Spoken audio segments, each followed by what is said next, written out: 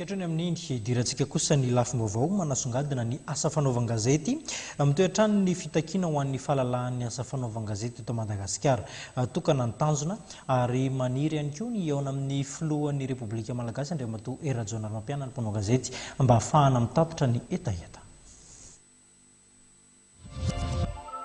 Miray feo anatin'ny dinika ho an'ny fanavotam-pirenena izay nanao fanambarana omaly teny amin'ny panorama ny mpanao gazety ao anatin'ny hetsika ho an'ny fahalalan'ny asa fanaovan-gazety. Saiky nosoritany Fetra Rakotondrasoa fa tsy manana eritreritra ny hisiana fifanarahana politika toy ny panorama bis ny hetsika ho an'ny fahalalan'ny asa fanaovan-gazety. Mijanona amin'ny fitakiana ny marary eto amin'ny firenena ao anatin'ny famerenana fanjaniana lalàna mifehy asa fanaovan-gazety ny fangatahana fionana ny filoham-pirenena. Miantso amin'izay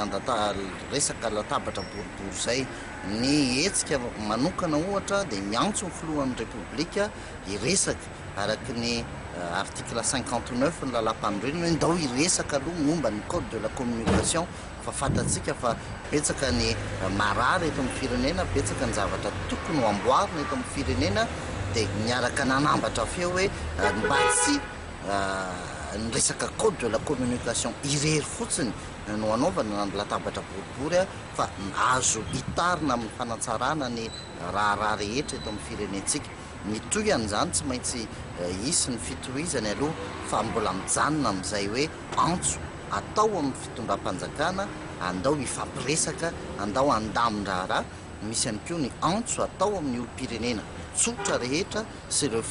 fianakavian'ny firaisamonim-pirenena andao hifampivondrona sy anambatra ny feo mba atanjaka mba anana ny maizy azy zany olo-pirenena eto amintsika izany. Ny feim-potoana tsy dia misy hoe feim-potoana inona loatra fa alefa aloha le antso hiteo ny valiny hoe iza ny mandray an'le antso araka ny tokony ho izy. Marihana fa ny afo sindikaly ny fiarahamonim-pirenena toy ny Justice EP ary mimponina Vansomamanina no niaraka ao anatin'ny dinika ho an'ny fanavotam-pirenena niarana no fanambarana fiantsoana fiara-midinika amin'ny filoham-pirenena omaly teny amin'ny panorama.